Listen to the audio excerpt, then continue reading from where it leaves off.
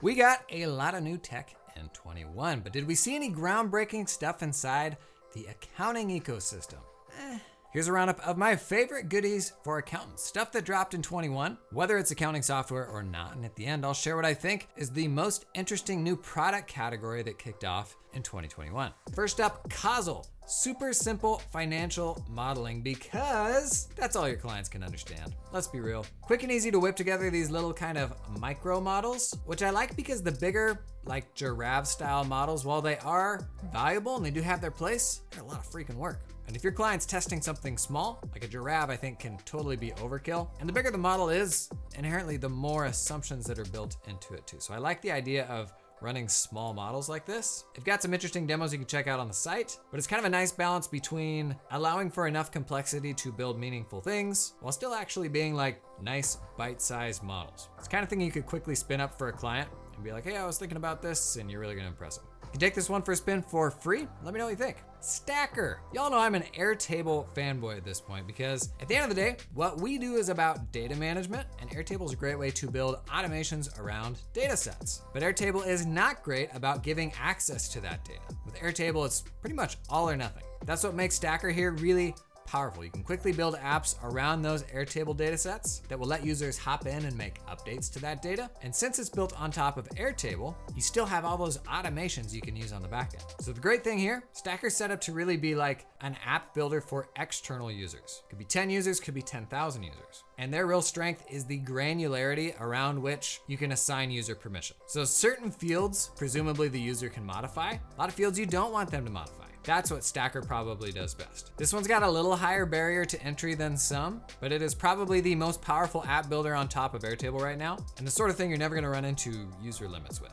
KARBON'S API dropped, finally. They've been saying they're gonna do it for a long time. There's a lot of companies that say that. Yeah, API's in the works, we're gonna do it. They never actually do it. KARBON did it. Now what does this actually mean for you? It means your data is no longer captive to KARBON'S platform. Even if you're not comfortable making API calls yourself, it's a thing that can be done. You can hire somebody to do it for you, and there's no concerns of your data being trapped in that system anymore, which is great. That's kind of the dark side of cloud apps, when they only offer native integrations with their partners. At the end of the day, until they give you something like this, you really don't have control over your own data. So props to KARBON for doing this. And it's actually a pretty solid API. Not all APIs are made the same. They don't necessarily give you access to everything, let you do the things that you want to, but KARBON'S is pretty good.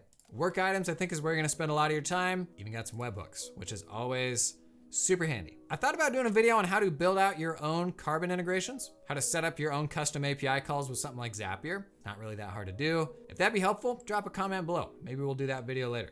FATHOM forecasting. FATHOM's always been like, in my mind, that sexy reporting tool. I don't think we need any more reporting tools right now, honestly. And people seem to have strong opinions about the ones that they use, but FATHOM right now is arguably the leader, I think. So when they announced cash flow forecasting, that's a big deal. The idea that you can build that into their already super flexible reporting. So it's FATHOM, so you know it's gonna be pretty AF. Should we say that? So you know it's gonna be beautiful. Lightning fast forecasts. Have you used this yet? Let me know, drop a comment below. It's a big deal because that's kind of been a drawback of FATHOM, is it's all historical. It's always looking back, so this opens up a lot of new possibilities. Relay Pro. Now, you're probably already familiar with Relay. Get out of here.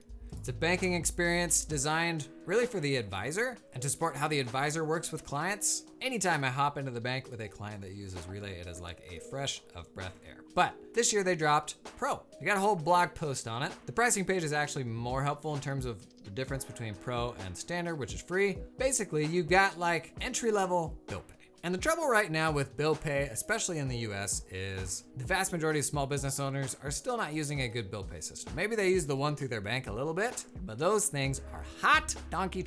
So bill pay right now either comes in institutional bank flavor, which is terrible, or you got big old tools, stuff like Bill.com that's trying to get more up into enterprise. So these tools are pushing like your enterprise grade, quadruple authentication, retina detection, all these features when most small US businesses are still banging rocks together and mailing paper checks. What was I talking about? Relay Pro. That's actually why I really like Relay Pro. Super slick bill pay built into the banking experience, a massive step up from institutional banks. But when it comes to bill pay, it's got that kind of, kind of sexy indifference. I'm not trying to be Bill.com. Those sweaty boys and girls can go try to change the world and move up into enterprise. I'll be right here with just a nice little tidy bill pay package. Gusto People Advisory Accelerator. So not People Advisory, but Accelerator. So back at Gusto Next, they announced Accelerator. And the idea was to build a total toolkit around everything your firm would need to roll out a people advisory service, kind of a much more valuable version of basic payroll compliance. And I actually think this is a really big deal. Maybe not necessarily because of what it is in the subject matter, but because of how good it is, and because it's a first of its kind thing in that partner channel. So what does a partner channel normally look like for a SaaS app? Oh, you got your bronze, you got your silver, your gold, your platinum, based on how many accounts you have, with like price breaks, and maybe you're getting some sort of VIP support. That's what virtually every partner program is right now. What Accelerator did, they built out a CPE eligible learning path, but along the way, they also gave you like every tool imaginable for building out a service. So Excel spreadsheets, grids of like what things are included in each package level. They even partnered with Practice Ignition to give you proposal templates for introducing that service to clients. It's basically like a new service offering in a box. And whether you like the service offering itself or not, we need more of that from our vendors. It was really good.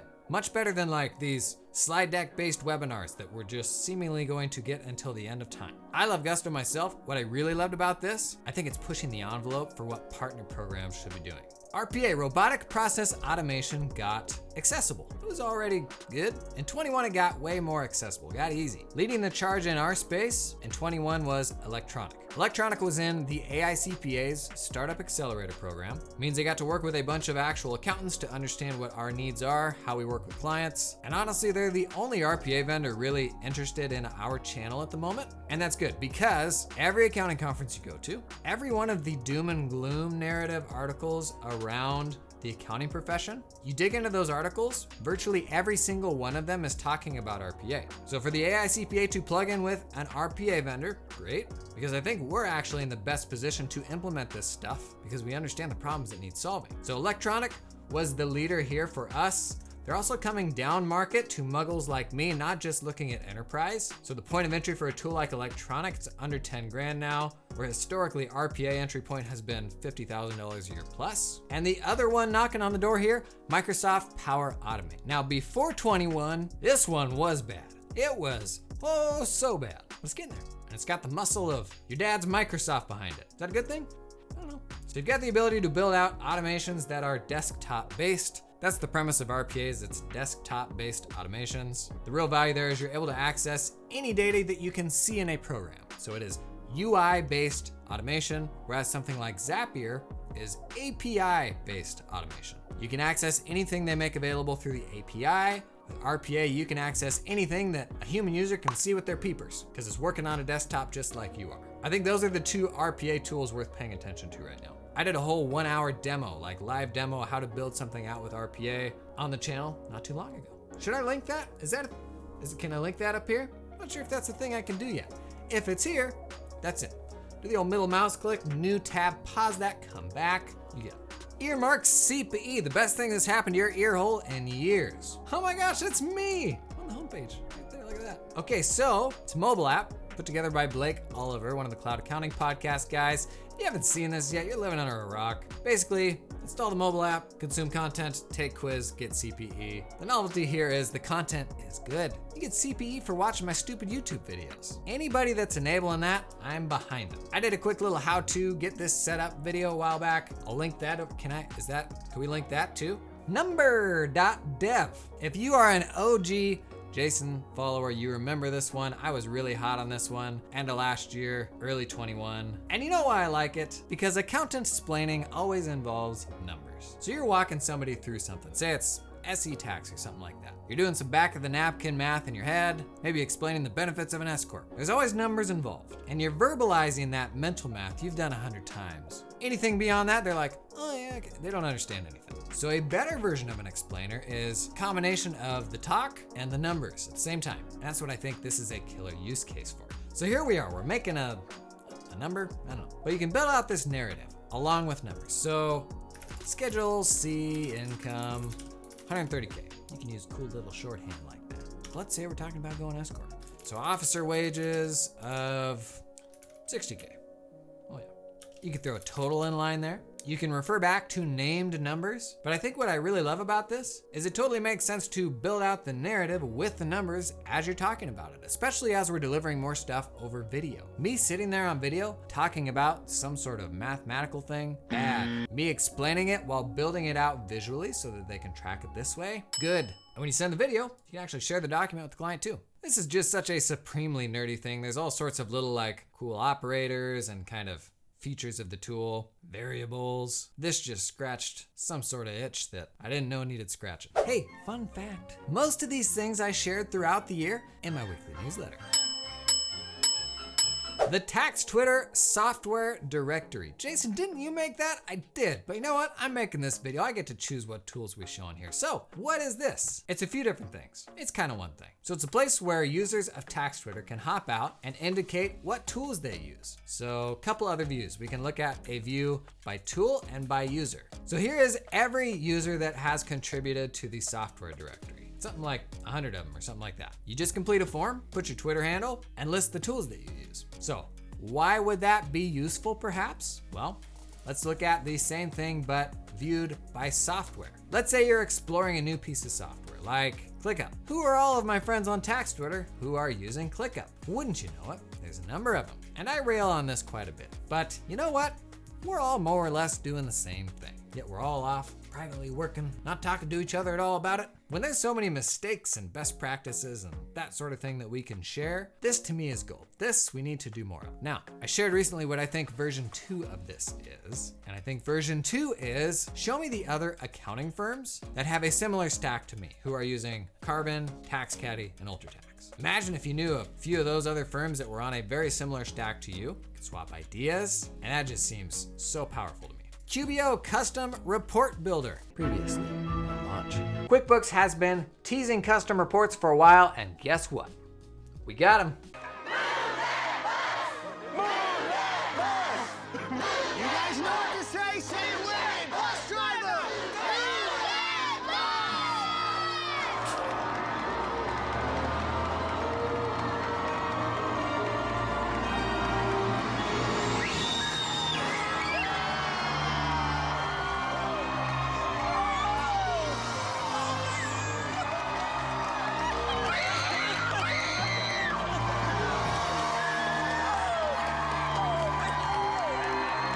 That's it. That's what it is. Finally, the OPAL C1.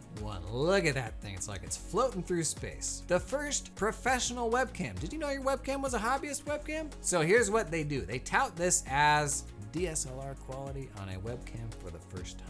And while that is maybe a little ambitious, maybe not entirely true, I am all for better webcam quality. Now the real upside of a DSLR is upgradability. Swap out new lenses, upgrade it over time. Webcam's like, you buy it and that's it. But you know what? Most people don't want the fuss of a DSLR. But the idea of a webcam that is going to make you look oh so nice, I like it. And the people I know who have used this really like it. It's not gonna overcome bad lighting, that sort of thing. And if you wanted to learn more about video, I actually got a whole 12-part series on how to make cool looking video, your lighting, sound, all that stuff. Spreadsheet 2.0. So this is a trend that really kicked off in 21. Everybody's coming for your old timey spreadsheets. And the idea is your spreadsheet should no longer be a closed off standalone thing. It ought to integrate with all the other apps you use. To which I say, that's great. So you got a bunch of apps like this. Spreadsheet.com is one, Rose.com, similar.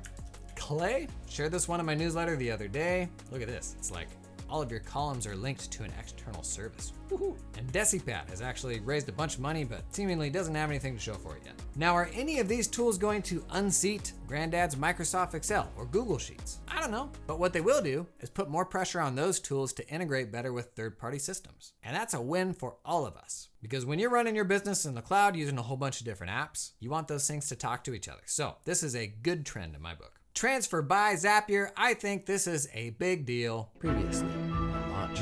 It's currently in beta and the idea is to give you more manual control if you're doing one-off batch processing. So while Zapier is great for handling stuff that trickles throughout the day, if you got 1,000 items you want to process all at once and you set that Zap up and hit go. Okay to go. Okay to go. Initiate drop sequence. Let's just say I hope you set up that Zap right. The idea behind the transfer tool is you have greater control over batch items flowing through the system. It essentially works like this. First, you select the ZAP you want to use. Then from the initial data source, you select which records you want to process. Then you just click the subsequent processing steps and run them through one by one or in batches as big as you want. Feels like a better way to do batch data processing that doesn't have that kind of hanging on to a rocket feel to it. I think this one's accessible right now to anyone with a Zapier account.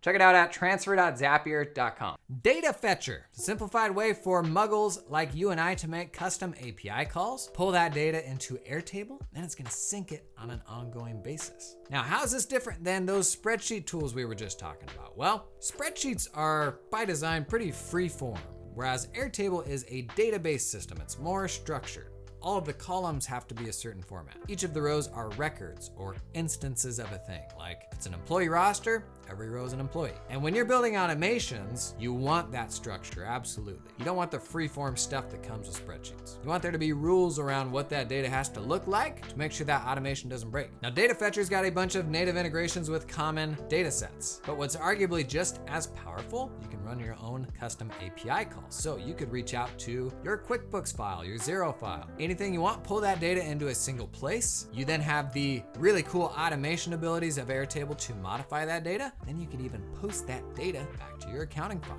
or anything else. Texts, all of your messages in one inbox. That's the app. So check out everything it supports, all in one place. iMessage, WhatsApp, Telegram, Signal, Messenger, Twitter, Instagram, LinkedIn, Reddit, Google Chat, Slack, Discord, DMs. Imagine if all those things funneled into a single app. You could respond from that single app. It was searchable, had all the other modern niceties of a nice messaging app, but without having to jump around to 15 different places. That's texts. You pay a monthly subscription to use it, as honestly you should for all of your apps. And if you're not sold, that's Notion's API. I know, super nerd, but here's the thing. Notion is arguably the hottest app of the last couple of years because it's great for seemingly everything. Building help docs, building websites, building apps. Personally, I run my entire life out of Notion, but before 21, they have never had an API. Zapier actually called this the most hotly anticipated API in the history of Zapier. The reason? You can just do so much stuff with Notion. So the idea of being able to automate on top of it, crazy powerful. Dynamically updating websites and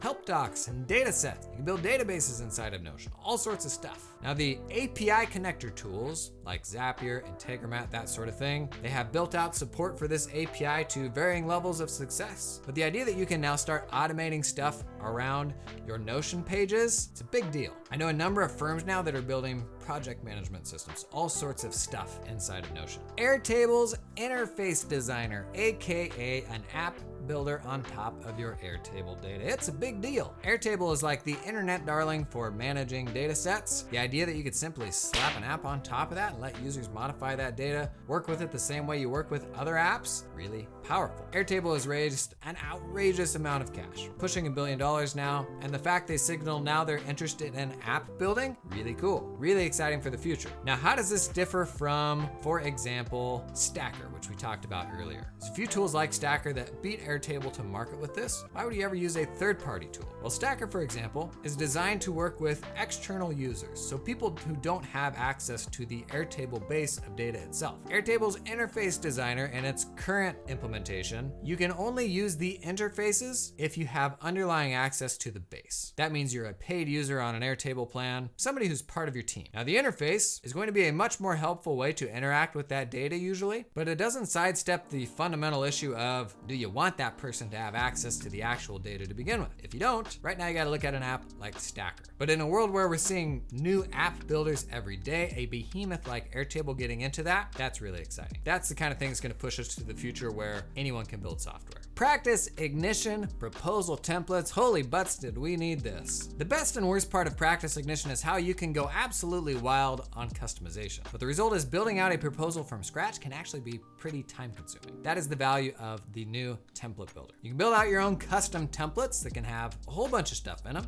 reuse those templates, make minor modifications to them for different clients, rather than building something from scratch each time. Another really interesting thing they're doing now is offering you pre-built templates. So for example, I was in there the other day, saw a pre-built template from Future Firm, Ryan Lazanis' community. It was like an example of like a 3-option service offering you could introduce to your clients. And that's really interesting to me. I love the idea of starting to build an ecosystem of templates we could all borrow from. Modern tax. This was the most popular tech I featured in my newsletter the entire year. So what is it? It is a tax data API.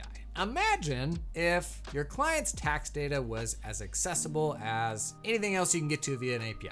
Make an API call, boom, you got it. That's not a world that we live in yet, but this is a step in that direction. So what they're trying to be, the best analogy I can think of is Plaid for tax data. So the value of Plaid is it connects to a whole bunch of different banks and gives you simplified access to all of the data from all of those systems. And what Modern Tax is doing is it connects to your IRS login, presumably using bots to then hop in, extract all the data that you want, and then host that data in an API that is easy to access. So what would this look like in practice? Well, if you think about what it looks like when you use Plaid, you get a pop-up where you put your username and login. Your clients would see this. They would provide their IRS credentials, and the system would then hop into their IRS account, pull all the data that you need. And as the IRS portal gets more useful, as more data becomes available there, similar to what we've seen on the trend with the state jurisdictions, this API becomes even more powerful. Now, sidebar about the company. I've tried really hard to get in touch with them, have never been able to actually talk with a human being. There are some aspects of their website that are super janky, so I'm not sure what's actually going on here, but whether it's Modern Tax to build it or something else, a tax data API, holy smokes, could we build a lot of stuff on top of that. Actually did a deeper dive on that in a recent cloud accounting podcast. I'll link that below. Layer. I started talking about this one actually several years ago, and it finally came available to everyone, public access in 21. So what is it? It's basically building automated workflows around your spreadsheets. So you upload a spreadsheet to Layer, you define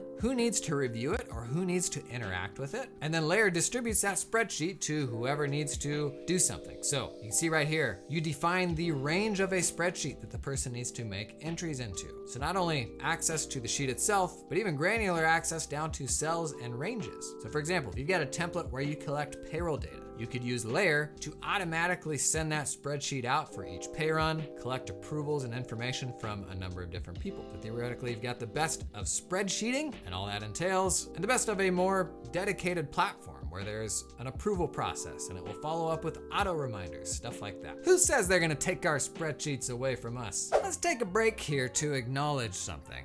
Software can be overwhelming, to say the least. And I think the best thing you can do right now to balance keeping up with the overwhelm is to tune into the people who are curating what's worth paying attention to. And there will be a lot of these people. Intuit ecosystem people, I'm probably more the no-code guy. They're gonna give you the 10,000 foot view of what's out there so that when a situation comes up that could benefit from software, you've got it front of mind. That's the best we can do right now, I think. Be aware, but then make time to apply it when those situations come up. Let's talk about the Google Sheets ecosystem. So, there are a whole bunch of people building rad stuff around Google Sheets right now. Not unlike QuickBooks, where the real value of that is the bigger ecosystem, the idea that you can plug a bunch of other apps into it. Google Sheets is like light years ahead of Excel Online on that right now. So for example, AIRBOXR, the tool to build your own connections with Google Sheets, sync data from external systems into it, and then keep that data refreshed over time, which is cool. But you think about all the different web services you have, the idea that you can merge that all into a single place, super powerful. LiveFlow is another example of this. You've probably seen this one in my newsletter recently. So LiveFlow has a connection with QuickBooks, and it will pull entire QBO reports into Google Sheets. It can be a one-time thing or even sync it on an ongoing basis. Now that's neat. You can kind of already do that by exporting the report, but what that actually means is anything that you can get in a QuickBooks report, you can now reference from another cell in a sheet. So let's say you pull an income statement into a sheet in a, I don't know, what do they call them, workbooks? Whatever a collection of sheets is called. You've got that report in one tab, but let's say you want to reference office expense. Well, from any other cell, you can reference that cell that has the updating value in it. And LiveFlow is smart enough so that when that report updates or if the number of rows changes, that link is actually persistent. So think about that. It means any of your financial reports you can run out of QuickBooks, you can now reference individual values from any other cell and they will update over time. neat. A couple other hot ones right now, Coefficient, same sort of thing, bunch of native integrations to pull data into your Google Sheets. Notion to Sheets, cause sure, I wanna sync Notion data back and forth with my Google Sheets. And this one, when I saw it, was like a total WTF moment. This will give you a direct download link to a CSV for any of your Google Sheets. Why would you want that? Well, let's say you had a Google Sheet that was connected to all sorts of helpful stuff, pulling in different data sources to a single place, and on a recurring basis, you needed to pull all that stuff out somehow. This gives you a static URL that will never change, that is a download link to grab a CSV of that. So you could use that URL in a recurring email, you can build other workflows around that, and to me, it's a great example of how no one of these tools are gonna solve all your problems, but when you combine them all, man, Google Sheets is doing some crazy stuff right now. Office scripts. So in 21, Microsoft launched Office scripts, which is its own kind of programming protocol for Excel Online. Think VBA, but for Excel Online. And that's pretty neat. If you've ever explored VBA before, it does some pretty wild stuff, but because it's tied to that desktop app, it's not necessarily gonna have all the external connections with other data sources. With Office scripts, you can actually build out entire sheets via scripts. So let's say you have a Excel work paper template. You want it to always look this specific way. Maybe you run it for a bunch of your clients. If you can get automated access to the source of those data points and then pipe them into Office scripts, you can generate all those work paper templates on an automated basis. Even use another tool to store that file or copy that spreadsheet wherever you wanted it. The fundamental weakness of spreadsheets is they are unstructured and they require your inputs. And this maybe gets you the best of both worlds. You can use scripts to get the inputs in there and save a copy of that full visual spreadsheet if you need it. Pretty neat. In 21, web scraping got accessible. Why do you care about web scraping? I will tell you. Because as an enlightened accountant, you use a lot of web apps. Some of those web apps have good reports. 99.9% of them do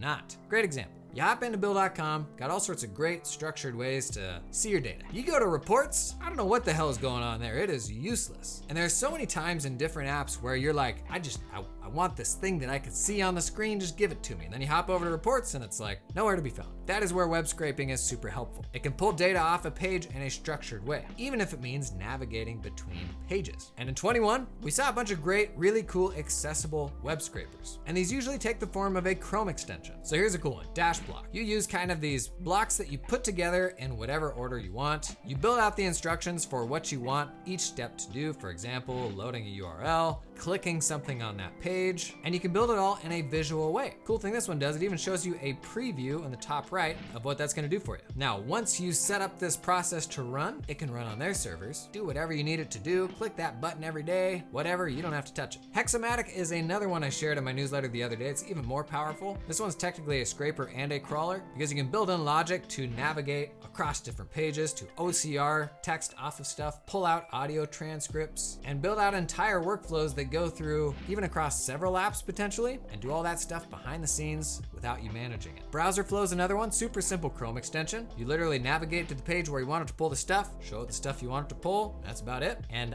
AIRTABLE, I am absolutely in love with this one. Same kind of thing, but you build out these visual workflows. So do you need to scroll to see something? Do you need to click on a specific thing? Do you need to wait between clicking on things? AIRTABLE gives you a visual way to pull these kind of building blocks on screen, build out entire workflows. And for most of us, there are so many recurring things we do over and over again every week, every day, that a tool like this can do for you. Now, this stuff's been around for a while, but I think in 21, it became accessible for muggles like you and I. Now, last, I said I was gonna share what I thought the most exciting new product category in 21 was. And when I say product category, some examples. A couple of years ago, I probably would have said that was Loom. Loom took off like wildfire, created a bunch of copycats. And it wasn't that it was impossible before, totally could have done the same sort of thing with like Camtasia, but it made it easy, it made it accessible for people. Last year, I probably would have given that to Uncat. It's one of those apps where you see it and you're like, well, duh, of course I should do that. I did a whole video on that I'll link. Last year could have also been Scribe. That tool's created a whole ecosystem of copycats too. But for 21, I'm gonna give this one to Keeper. It's still early days for Keeper, and it's the same kind of thing where it is not a fundamentally brand new concept. But what Keeper's doing is creating this really interesting combination of project management tool with a really, really deep integration with the ledger, to the degree where you don't even have to get into the accounting software. All of the other implementations of project manager and accounting software I've seen to date, they're handling one part of it, like uncategorized stuff, maybe coordinating questions with clients, but not everything. This lets you run your entire month-end close process simply from the app. And there are more upmarket tools that do versions of this. Nothing with great integrations, but they're for managing month-end closes across teams. But what we don't have today is a really slick way to manage the month-end close for 100 clients. Now, at QuickBooks Connect this year, they announced some pretty good upgrades to their own built-in project management system. If you haven't yet seen it, check out the recap I did of 2021 QuickBooks Connect. And I know a lot of people like that. That's coming along, Intuit's making that better and better. But for myself, and I'm kind of an ecosystem guy, do I want that tool built into my accounting ledger? I don't know that I do. I probably want something that's ledger agnostic. Now, right now, Keeper only connects with QuickBooks. They've got Xero in the works, but I love the idea of a month-end close app for small businesses that integrates really deeply with all those different small business accounting ledgers. QBO, Xero, FreshBooks, all those. It's one of those things where you see it, you're like, why is that not a thing that we all have a good solution for? Shows all the ledger activity, put the work papers right in line there. It's a space that I think we're gonna see a ton of growth in over the next few years. So what did we miss? Drop a comment below with your favorite new tech of the year. If you're leaning into tech right now, it is such an exciting time to be an accountant. And make sure you're on my newsletter to catch the best of 22 as it drops, and I'll see you in the next one.